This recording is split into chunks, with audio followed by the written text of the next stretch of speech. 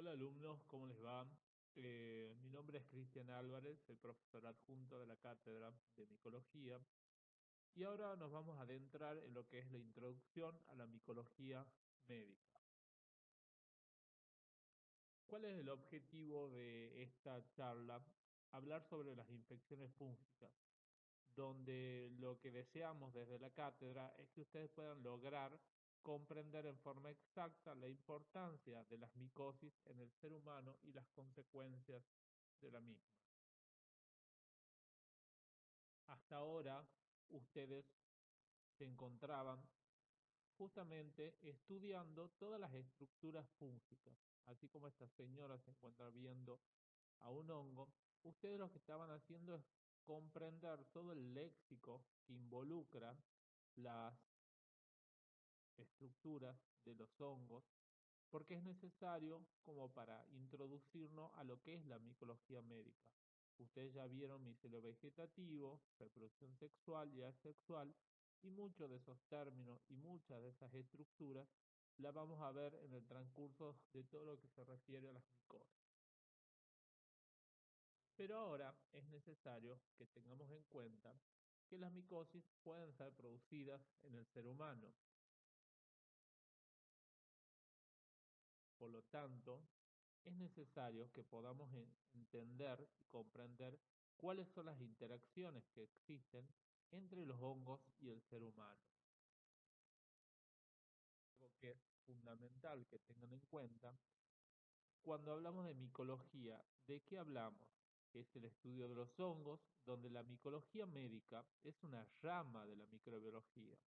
Se encuentra muy interrelacionada con todas las especialidades de la medicina y tiene por objeto estudiar las enfermedades producidas por los hongos y los hongos que la producen.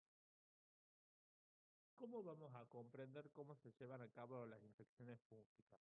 Ustedes pueden ver acá lo que asemeja a lo que sería una balanza, donde por un lado tenemos los mecanismos de defensa del huésped y por el otro lado, en el otro extremo izquierdo, están los factores de virulencia del hongo.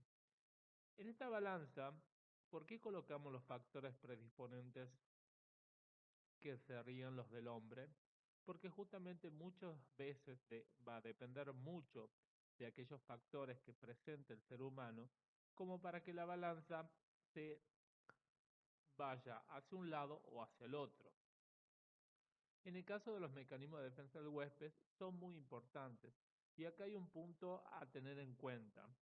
Muchas veces, muchos de los hongos que vamos a estudiar se encuentran colonizando el ser humano, mientras que otros, cuando aparecen, hacen una infección, lo cual genera grandes problemas a la hora de realizar un diagnóstico, porque cuando se encuentran algunos géneros de algunos hongos, en realidad tenemos que prevalecer cuáles son los factores predisponentes que tienen el ser humano como para saber si está colonizando o está infectando. No es menor justamente la patogenia que presenta el hongo, donde vamos a ver un cuadro de severidad de las enfermedades dependiendo del tamaño del inóculo, la magnitud de destrucción tisular, la capacidad del hongo en multiplicarse en los tejidos, así como también lo que veníamos hablando, el estado inmunológico del huésped. Hablemos un poco qué pasa con los hongos en la infección del ser humano. Tienen que tener en cuenta que algunos hongos pueden presentar lesiones típicas y únicas, como por ejemplo la figura de arriba, que son máculas hipocrómicas en el torso de un paciente. En este caso, cuando vemos este tipo de lesiones, siempre lo vamos a relacionar con el género Malassezia. Y la patología se denomina pityriasis versicolor, la enfermedad que está produciendo en el paciente. Mientras que en la figura de abajo podremos ver distintas lesiones de uñas de manos, uñas de pie, pero en este caso, si bien están afectando solamente a la uña, pueden presentar los hongos lesiones similares con otros géneros. Por ejemplo, el género Cándida, los dermatofitos y otros hongos no dermatofitos pueden producir lo que se denominan onicomicosis. también es necesario tener en cuenta que en algunos géneros y en especies particulares, por ejemplo en la figura de arriba, se ve una mácula hipercrómica. Es producida por un hongo llamado Ortaya warnecki.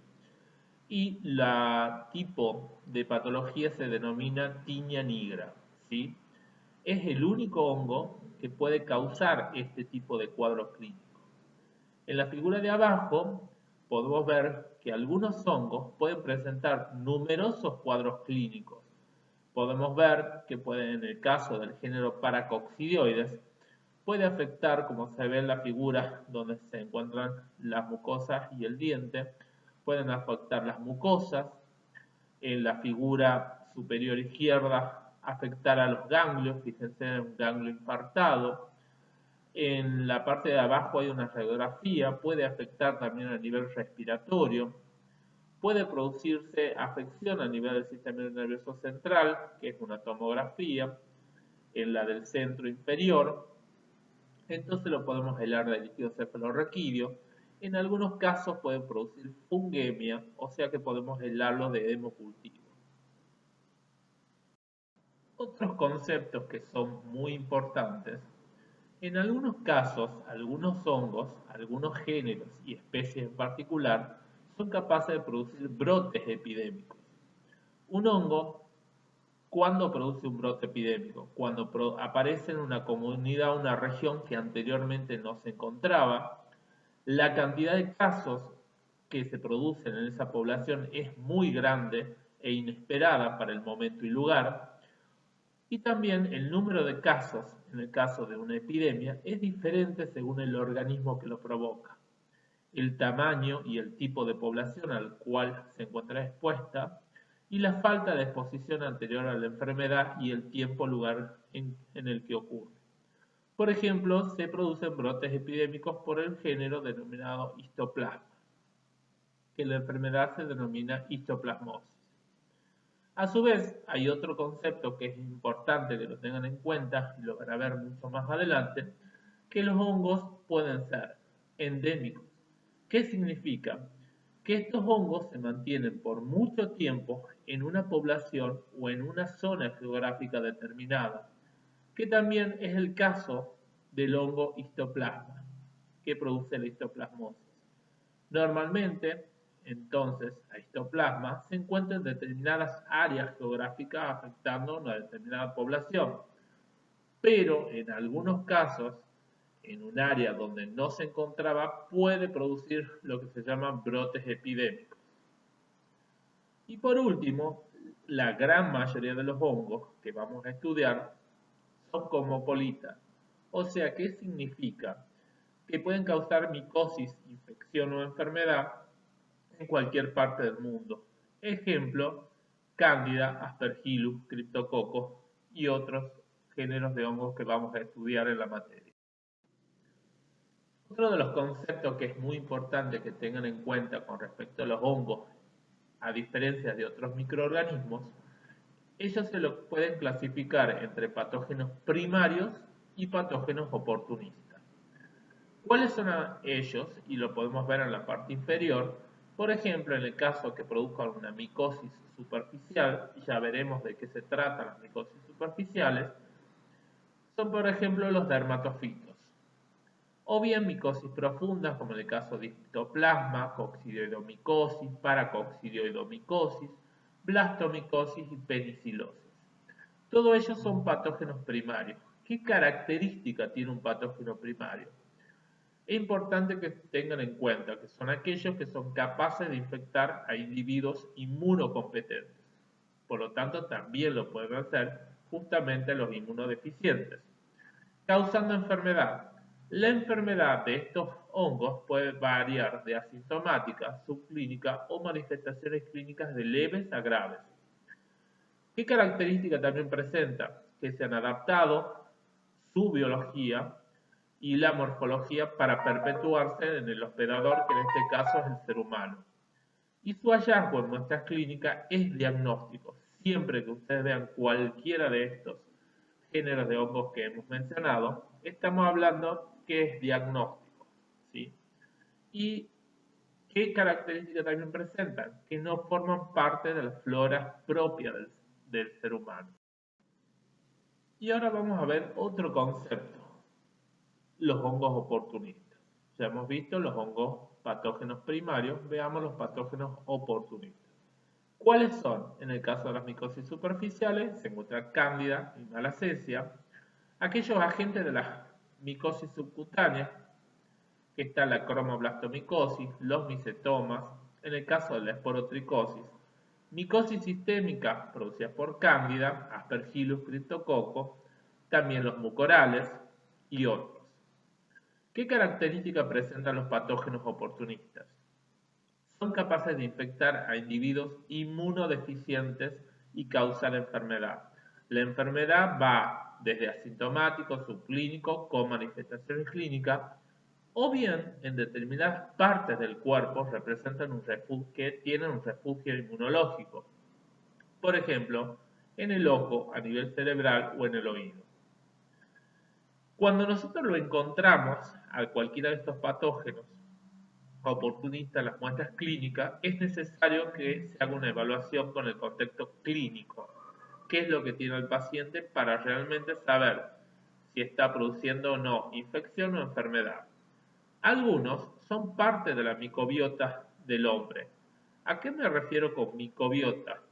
Son la flora normal de hongos que hay en el ser humano. Por ejemplo, Candida y Malassezia. Mientras que todos son termotolerantes, tienen poca capacidad de producir enfermedad en el individuo sano, no son virulentos y no presentan predilección por la edad, el sexo o raza. Ahora, con respecto al ser humano, ¿sí? Tenemos que tener en cuenta que el ser humano tiene sus propios mecanismos de defensa. Hablamos de la interacción de la flora microbiana porque hay competencia por los nutrientes presentes de aquellos hongos, por ejemplo, que eran oportunistas como Candida y Malassezia, tienen que competir, por lo tanto, generalmente se mantiene un equilibrio en una simbiosis. También tenemos que tener en cuenta la integridad del estrato córneo, es fundamental para la mayoría de las infecciones de microorganismos, así como también el sistema inmune. Esto, recordando inmunología, tienen que tener en cuenta que el ser humano tiene lo que se llama una inmunidad innata y una inmunidad adaptativa. En el caso de la inmunidad innata, es aquella donde, como pueden ver en la parte superior, se encuentra en color verde, dice fungus, que corresponde a un hongo, se pone en contacto con la superficie de las mucosas. Ya habíamos visto que la pared celular de los hongos es antigénica y por lo tanto esto favorece que se ponga en contacto con las mucosas. Normalmente esta no atraviesa, pero ¿qué pasa cuando atraviesan las mucosas? Lo primero que sucede, se produce un reconocimiento por parte de los macrófagos y neutrófilos y células dendríticas presentes en esas regiones, donde mediante los PRP, que son proteínas de reconocimiento proteico, van a hacer justamente su reconocimiento de estas estructuras ajenas al organismo, donde se va a inducir a la liberación de opsoninas, que lo que van a tratar de hacer justamente es bloquear que continúe una infección. A su vez, como pueden ver que está de color azul, aparece la célula dendrítica. ¿Sí? La célula dendrítica, también por los PRP y por la acción de las opsoninas, pasa de ser inmadura a formarse una célula dendrítica madura. ¿Qué hace la célula dendrítica? Mediante los complejos mayor de histocompatibilidad van a activar a las células T. Las células T van a inducir a la liberación justamente de una serie de... van a producir la activación de los linfocitos mediante la liberación de interleuquinas 1B, 6, 23 y otras interleuquinas que van a inducir a una respuesta inmune que puede ser TGLPR1, TGLPR2, TGLP regulador y el TGLPR17, que es prácticamente exclusivo para los hongos. Este a su vez va a liberar la interleuquina 17, que va a favorecer justamente mayor quimiotaxis de los neutrófilos hacia la zona donde se encuentra infectando el hongo. Cualquier alteración que se produzca entonces en los mecanismos de defensa del huésped, por ejemplo, cambios de la flora microbiana a nivel de la vagina, cuando descienden los lactobacilos, favorece la presencia que se encuentra cándida, va a favorecer una candidiasis vaginal. Integridad del estrato córneo. Si hay una ruptura de integridad del estrato córneo en una herida o, por ejemplo, en el paciente quemado, puede producirse una infección micótica. Cualquier alteración de la inmunidad favorece también que se produzca una infección por un hongo. Continuemos hablando qué pasa en el ser humano. Cuando hablo de inmunodeficiencia, y esto se repite absolutamente para todos los hongos productores de micosis en el ser humano. Tenemos que tener en cuenta, esta gráfica está realizada con los riesgos de adquirir una infección y está en un porcentaje de la mayor progresión en función del grado de inmunocompromiso. En primer lugar, tenemos el caso de los pacientes donde se encuentran normales, pero algunos géneros que hemos visto que son patógenos primarios, sobre todo, no los patógenos oportunistas, pueden producir una infección-enfermedad donde afecta, por más que esté normal el paciente, porque tienen un gran inóculo, son los patógenos primarios.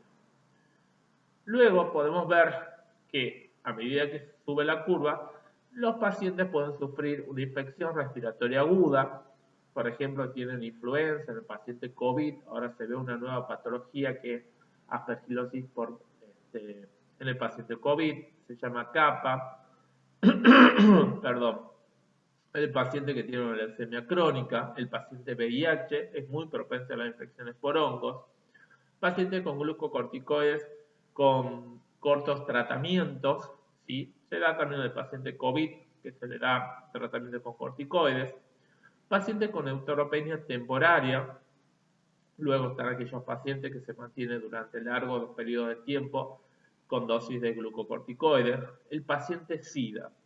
Acá tienen que saber, el paciente SIDA es aquel que ya estamos hablando de un CD4 menor de 200. Pero fíjense que uno de los mayor número de pacientes son aquellos que están internados en las unidades de cuidados intensivos. Son más proclives, sobre todo, que se produzca una infección fúngica y también muchas veces van acompañados de sepsis.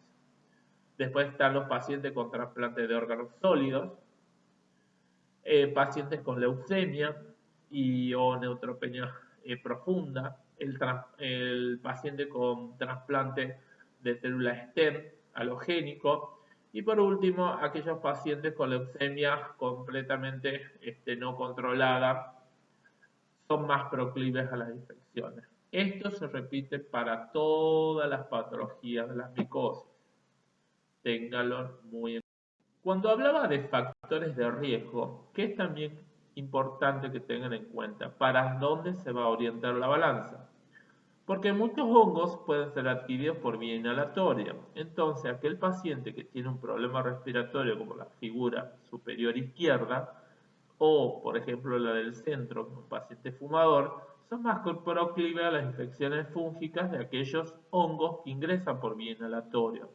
Otros pacientes, como la figura superior derecha, por ejemplo los diabéticos, son proclives a determinadas micosis. Por ejemplo, ustedes saben muy bien del hongo negro, que lo han escuchado por COVID. Se da mucho en los pacientes diabéticos, ¿sí? También padecen candidiasis los pacientes diabéticos.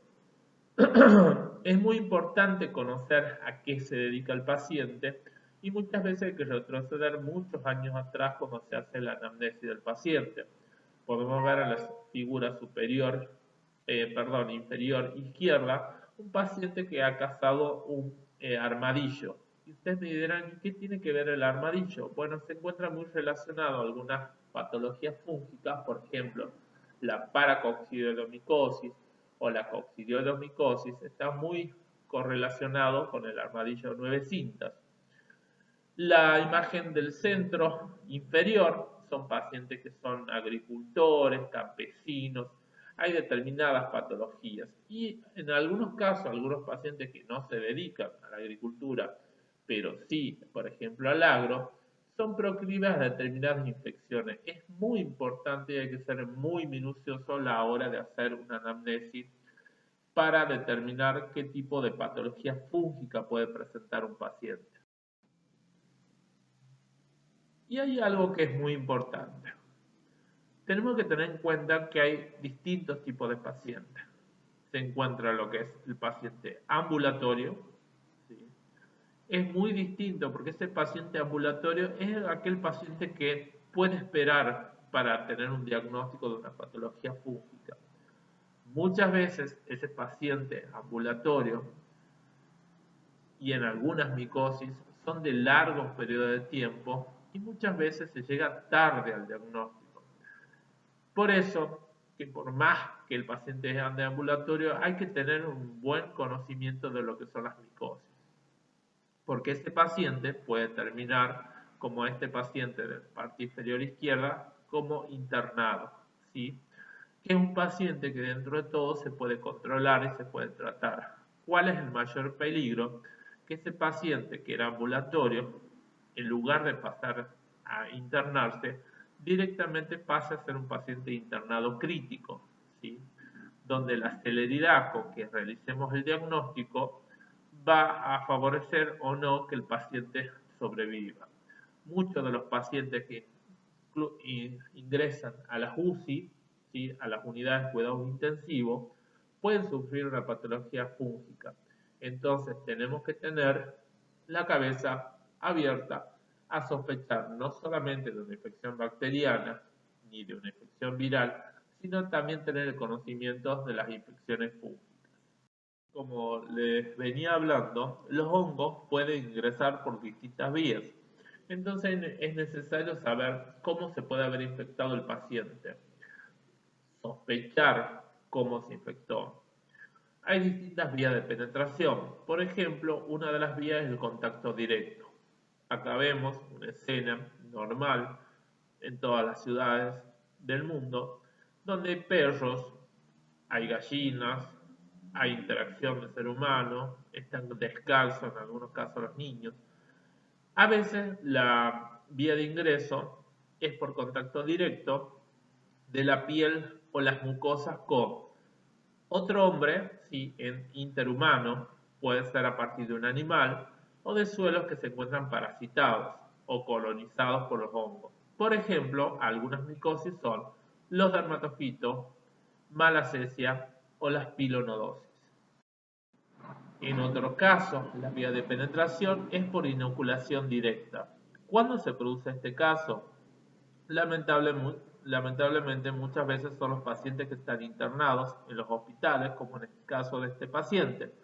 Ustedes pueden ver que está intubado, tiene sonda, está completamente cableado, tiene un respirador y siempre se produce entonces la inoculación directa por medio de instrumentación médico-quirúrgica, las inyecciones, los catéteres, el instrumental médico contaminado, puede ser un estetoscopio, y pueden producir sepsis generalizada en los pacientes, por ejemplo, cándida, rhodotórula y incluso, por ejemplo, malacesia y otros géneros. Otros hongos, sin embargo, muchos géneros y especies, la vía de penetración es mediante una inoculación traumática, ¿sí? Hay un pinchazo normalmente. Entonces, el paciente refiere que en algún momento se había pinchado con un vegetal o con algo. Entonces, ¿cuál es en este caso lo que vamos a sospechar? Que podemos estar frente a una cromoblastomicosis o cromomicosis, maduromicetoma, actinomicetoma, que en general se denominan micetomas, la esporotricosis, pueden ser producidos por hongos oscuros, negros, y se denomina feoifomicosis, que producen en el ser humano quistes feomicóticos, en algunos casos la lobomicosis y entomophthoromicosis. Como les decía anteriormente, también las vías de penetración pueden ser por vía inhalatoria. Muchos de los hongos que vamos a estudiar, y hacemos mucho énfasis en ellos, producen la vía de penetración mediante la inhalación, donde acá se ve el ciclo biológico de lo que sucede con coccidioides. Entonces, ¿qué micosis se produce por vía de penetración por inhalación? Por ejemplo, la coccidioidomicosis, la histoplasmosis, blastomicosis, paracoccidioidomicosis, la criptococosis y la aspergilosis. Otras vías de penetración, que si bien son inhalatorias, se habla de implantación en cavidades. Por ejemplo, son aquellos pacientes secuelares por tuberculosis pulmonar donde quedan esas cavidades, ¿sí? Esos huecos, pequeños huecos, le podríamos decir, en el pulmón. Entonces se favorece cuando ingresa por vía inhalatoria un conidio de Aspergillus llegar a implantarse en esa zona y comenzar a crecer. En otros casos, otra de las vías de penetración es, por ejemplo, mediante la ingestión. ¿Sí? Pacientes que sufren déficits nutricionales, o sea, los pacientes desnutridos, los pacientes con diabetes descompensada y otros, pueden sufrir una mucormicosis. ¿Se acuerdan que más arriba yo estaba hablando de micosis superficiales, micosis profundas y subcutáneas? Bueno, acá vamos a definir y vamos a dejar en claro a qué denominamos micosis superficiales. Son aquellas que están limitadas al estrato córneo de la piel y cutícula del pelo. Son benignas, curan más o menos rápidamente con un tratamiento adecuado. Otra de las características es que no hay una respuesta celular del huésped, no son inflamatorias. La mayoría son cosmopolitan, aunque algunas pueden ser epidémicas, por ejemplo en familias, escuelas y asilos. Los hongos tienen escasa capacidad patógena y causan cambios patológicos mínimos en el ser humano. Por ejemplo, acá ven una lesión hipercrómica en el caso de una malacesiosis. La temperatura óptima de crecimiento de estos hongos está entre los 25 y 30 grados. No invaden los tejidos profundos, por lo tanto, no pueden llegar a crecer a temperaturas de 37 grados. Estamos hablando de la Pitiriasis versicolor, la tiña nigra, piedra blanca y piedra negra. ¿Cuál es la diferencia que se presenta con las micosis cutáneas? ¿Sí? Cuando hablamos de micosis cutáneas, vamos a tener en cuenta siempre algo. Se habla de una amplia variedad de procesos en los que los hongos atacan los tejidos queratinizados, la piel, o sea, pelo y uña. Invaden las capas superficiales de la epidermis. Esa es la diferencia con las superficiales. También son benignas, pero puede haber graves dependiendo del tipo de hongo y de la inmunidad del paciente. Hay una respuesta celular del huésped, son generalmente inflamatorias. Pueden ver la lesión, en este caso al paciente un cuello, son lesiones eritematosas, más bien con bordes bien delimitados, ¿sí? La mayoría son cosmopolitas. La temperatura óptima también es entre 25 y 30 grados. Pueden invadir tejidos profundos, por eso siempre hay excepciones a la regla. Principalmente son los dermatofitos, cándida y algunas dermatomicosis. Cuando hablamos de micosis subcutáneas, son aquellas que incluyen una amplia variedad de procesos que se caracterizan porque acá ven una lesión en un paciente, son lesiones que están sobresaliendo, ya vamos a hablar en profundidad cuando lleguemos a ese tema, pero se caracterizan porque generalmente hay una implantación traumática, hay invasión a la dermis, o sea, pasan la epidermis, llegan a la dermis, en algunos casos llegan a tejidos subcutáneos, pueden afectar a nódulos linfáticos y en algunas de estas micosis subcutáneas se pueden afectar a estructuras adyacentes como los huesos. Ya dijimos que otra de las características es que se produce por inoculación traumática, generalmente son benignas, de curso crónico, donde hay una respuesta inflamatoria que se puede extender a la epidermis. La distribución, en este caso, depende mucho del suelo y el clima. Entonces, no todos los pacientes pueden sufrir una micosis subcutánea. Tienen que estar en la zona donde están justamente y crecen estos hongos. Y volvemos a repetir la cromomicosis, los micetomas, la esporotricosis, la lobomicosis y entomoftoromicosis. Por último, vamos a hablar de las micosis sistémicas. ¿En qué se caracteriza? Por ejemplo, acá ven la lesión en un paciente, en el paladar, ven que se encuentra enrojecido, ¿sí? Y a su vez, en el mismo paciente hay lesiones que se encuentran en el tronco del paciente. ¿En qué se caracterizan las sistémicas? Son micosis invasivas que pueden afectar a órganos internos. Los agentes causales tienen gran capacidad de invasión justamente y producen afecciones más allá de la membrana basal del epitelio. Llegan a dermis y tejidos subcutáneos. Las lesiones son de tipo inflamatorias, granulomatosas y destructivas generalmente. Tienen gran tendencia a la diseminación por vía hematógena y o linfática. Puede ser producida por patógenos primarios o patógenos oportunistas. Hay muchas micosis sistémicas. Hay algunas que son endémicas, por ejemplo, histoplasma, paracoccidioides, coccidioides, son endémicas. Y hay otras, como las oportunísticas, como cándida, aspergilo y criptococo, pueden producir una micosis sistémica. Entonces, en base a todos estos conocimientos, ¿cómo vamos a proceder nosotros en el laboratorio? ¿Hacia dónde vamos a ir?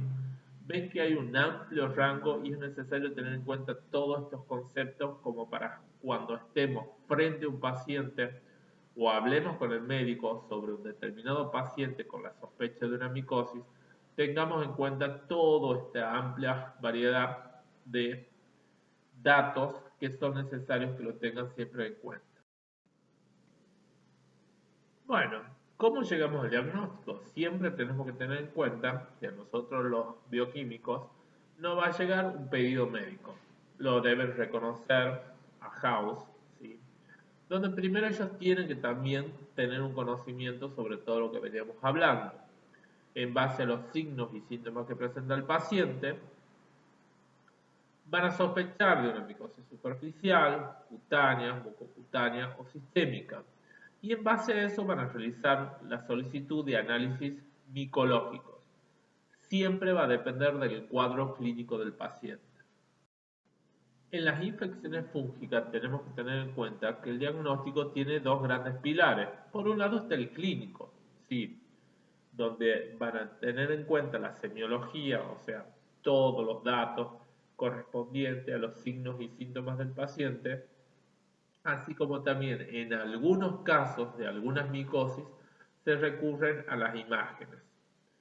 Pero el diagnóstico microbiológico a nivel micológico es el que da el gol estándar y corrobora y confirma que ese paciente sufre una micosis. El gol estándar es la demostración siempre del hongo en el examen de la muestra y el aislamiento del mismo en el cultivo de las muestras clínicas, donde podemos hacer a su vez sensibilidad antifúngica, podemos hacer detección de antígenos, detección de anticuerpos en el paciente, podemos utilizar métodos moleculares. ¿Por qué está la estrella roja? Porque hay algunos casos que tienen que tener en cuenta que quizás no lo van a ver al hongo en la muestra, lo van a ver más adelante y le va a crecer.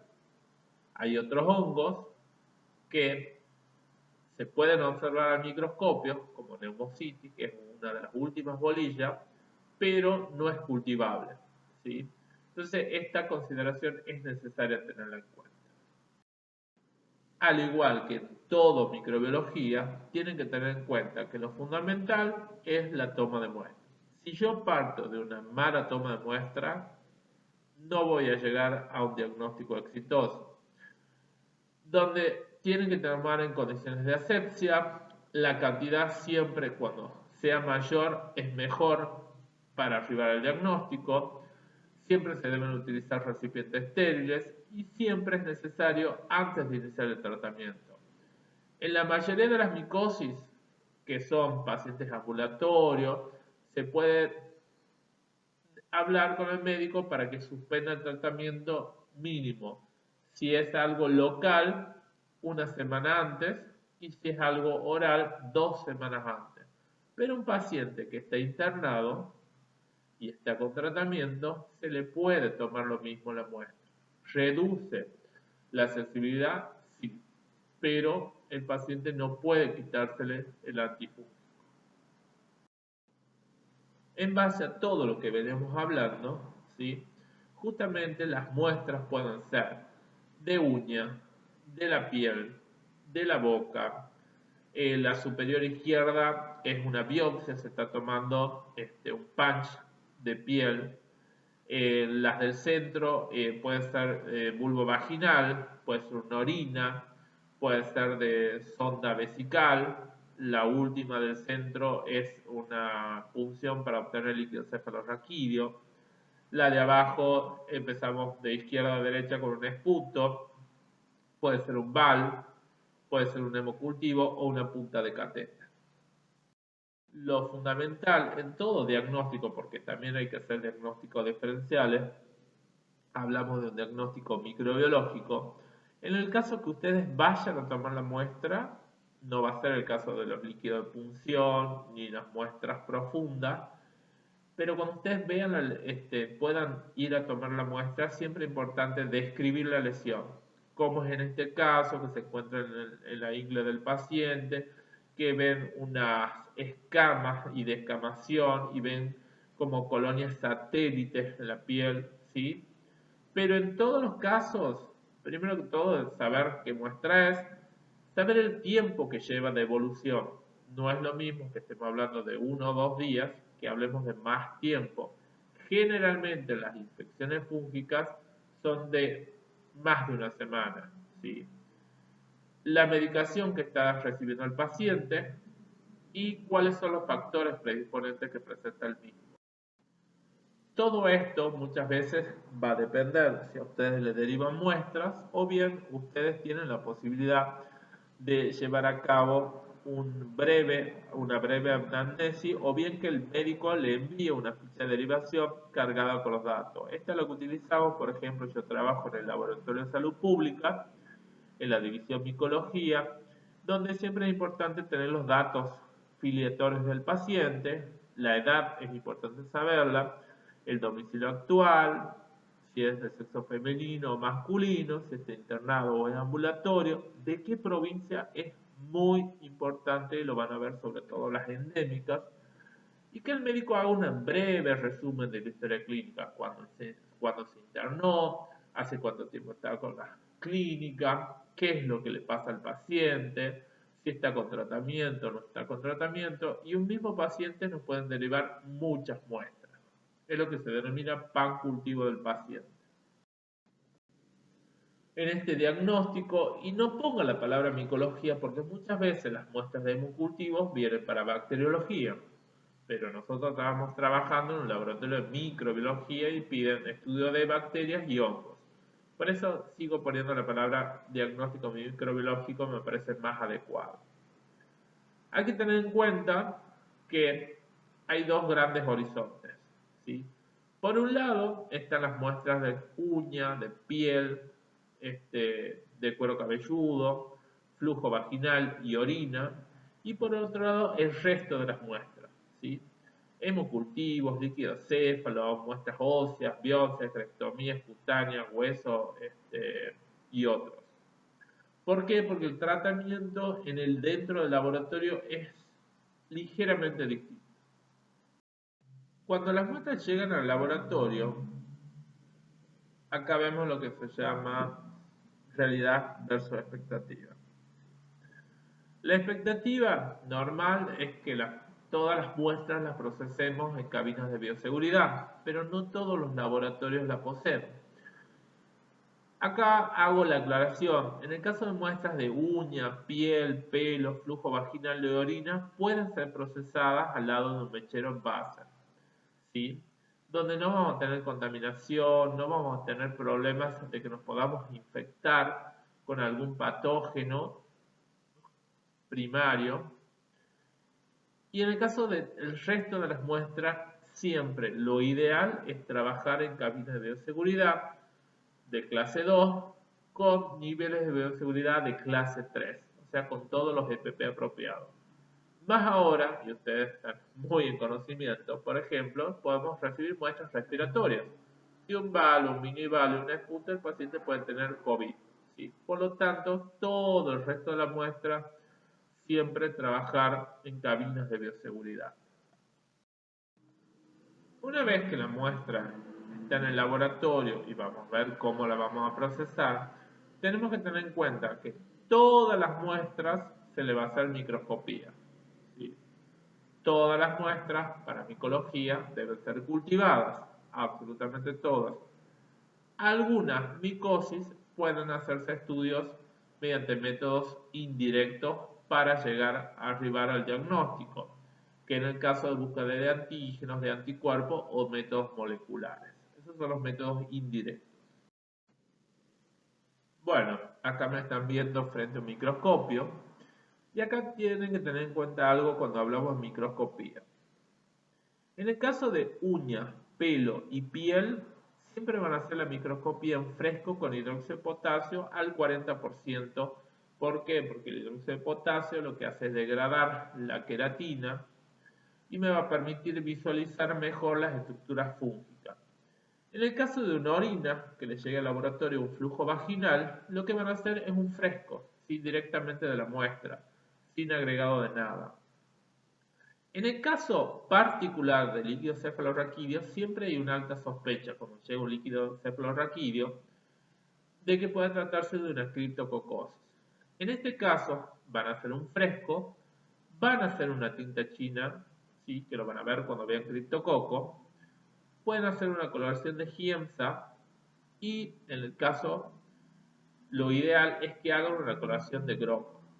Vamos a ver que la coloración de Giemsa me va a permitir ver determinados hongos y la de Grocott me permiten ver todos los hongos porque tiene la característica que la metalamina plata lo que hace es impregnar de color marrón las estructuras fúngicas. En el caso que ustedes reciban muestras respiratorias de cualquier origen, biopsias, tejidos, ganglios y el resto, van a proceder a hacer siempre un fresco y un fresco con hidróxido de potasio al 10%, la coloración de Giemsa y Grocott. En el caso particular de los hemocultivos, tienen que tener en cuenta que si es un hemocultivo convencional, el del frasco que visto en bacteriología, cada vez que se le hace un pase van a hacer un fresco y un Giemsa, ¿sí? Que en el caso de los hemocultivos, cuando se reciben para hongos, se procede a hacer a las 48 horas, a la semana y al mes para ver si o no desarrollan hongos. Y en el caso que sea un hemocultivo automatizado, uno los coloca en el equipo y no los deja a las 72 horas que es en bacteriología, se los deja a un mes, ¿sí? Porque hay hongos que tardan en desarrollar. Cuando salen y me indica que es positivo, van a hacer también un fresco y un Giemsa. A partir de lo que es la microscopía,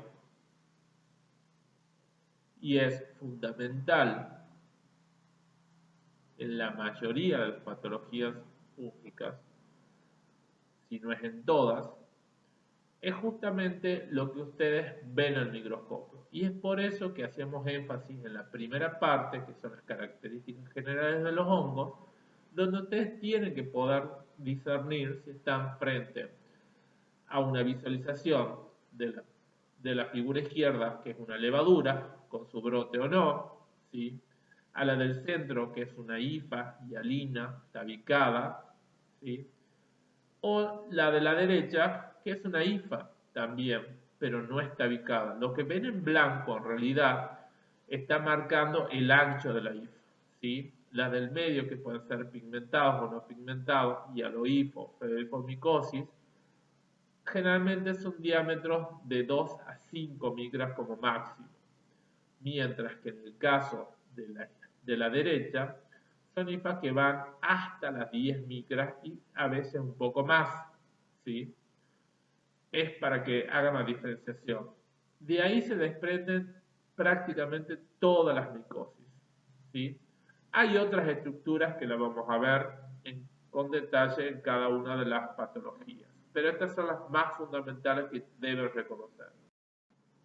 ¿Qué hago yo una vez que tengo la observación microscópica? Hacer un informe preliminar, ¿sí? Yo no voy a esperar al cultivo del hongo. ¿Hay que hacerlo? Sí.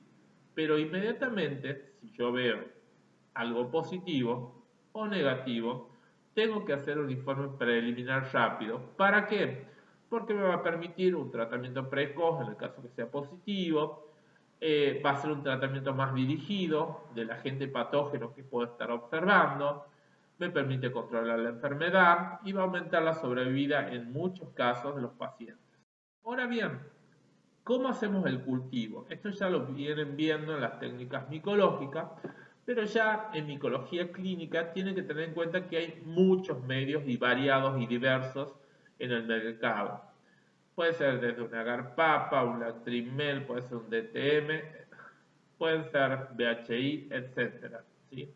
El medio más utilizado en todos los laboratorios a nivel mundial es el Saburón. Es un medio que es bastante loable y anda muy bien para la mayoría de las patologías, aunque a veces pueden utilizar un lactrimel o un agar-papa. Y acá quiero que presten atención porque esto se repite. Para todas las patologías micóticas tengan en cuenta. Si yo recibo una muestra de uña, piel o cuero cabelludo, ¿sí? ¿En qué van a sembrar? En un tubo de agar saburó, en un tubo de agar papa y un tubo de lactribel, todos con el agregado de cloranfenicol para inhibir justamente el desarrollo de bacterias. ¿sí? En el caso que reciban muestras de flujo vaginal o orina y que ustedes no hayan visto nada en el directo, que sea negativo, lo siembran en 2 tubos de agar saburó. Mientras que en el caso de un directo positivo, generalmente en estas muestras se ven levaduras, van a sembrar en un medio, en una placa, perdón, de cromagar cándida. Y es importante que tengan en cuenta que todas estas muestras se las deja aproximadamente 15 días. Lo ideal es dejarlas 15 días a 28 grados. En el caso de elementos levaduriformes, ustedes tienen que tener en cuenta que van a crecer entre 24 a 72 horas. Van a haber colonias. Mientras que en el caso de filamentosos, la gran mayoría van a comenzar a crecer aproximadamente entre el tercer y cuarto día. Pero en realidad, en promedio, se habla entre el día 7 y en algunos casos se habla hasta un mes, dependiendo del género de hongo y de la especie. El resto de las muestras, ¿sí? Hemocultivo convencional, automatizado, lo que es licencia que también es un hemocultivo, es ideal para la micosis, médula ósea, líquido céfalo, líquido de punción, muestras respiratorias, biopsia, etc. Todas las muestras, menos las anteriores mencionadas en la diapositiva anterior, siempre se siembran a 28 grados y a 37 grados. Mínimo un mes van a estar cultivándose. A 28 grados van a sembrar en un tubo de saburó y un tubo de agar semilla girasol. Y a 37, 2 tubos de BHI con 5% de sangre. Siempre todos estos medios con el agregado de cloranfenicol y también si hay levaduras lo van a ver entre las 24 y 72 horas y si son hongos filamentosos entre el día 7 hasta un mes. ¿Qué van a hacer con los cultivos? ¿Sí? Ya sea de 15 días o un mes. Ustedes, si el cultivo, lo van a revisar una vez a la semana, normalmente, cuando el directo sea negativo. Ahora, si la microscopía es positiva, viendo levaduras, filamentos tabicados, no tabicados u otras estructuras, lo pueden ir revisando diariamente para justamente arribar más rápido al diagnóstico. tienen que tener en cuenta que algunas veces ven determinadas estructuras en la microscopía que son patognomónicas de determinadas micosis. Vamos a ver mucho más adelante, si veo una espérula de coccidioides, lo que yo voy a esperar el desarrollo de coccidioides, ¿sí? Pero en algunos casos, y hay un solo hongo que produce que el Coccidioides mitis y Posadacea, que son dos especies, un mismo género, perdón. Pero en algunos casos voy a ver, si veo hifas y alinas tabicadas, me puede crecer un aspergilo, me puede crecer un fusario, me puede crecer una escopulariopsis. Entonces tienen que tener en cuenta siempre, la microscopía va de la mano muchas veces del cultivo. El gran problema es cuando yo no visualizo en el directo y me crece en el cultivo, porque ahí tengo que ver si la estructura que estoy viendo en el cultivo proviene de un patógeno primario o de un patógeno oportunista. Y si es un patógeno oportunista, a su vez tengo que ver cuál es, la base que tiene el paciente y si es o no una colonización o una infección, ¿sí? O bien puede ser una contaminación del medio. ¿Ven que es necesario tener en cuenta todos los conceptos que venimos hablando? Por último, ya terminando, tenemos que tener en cuenta que podemos hacer métodos indirectos.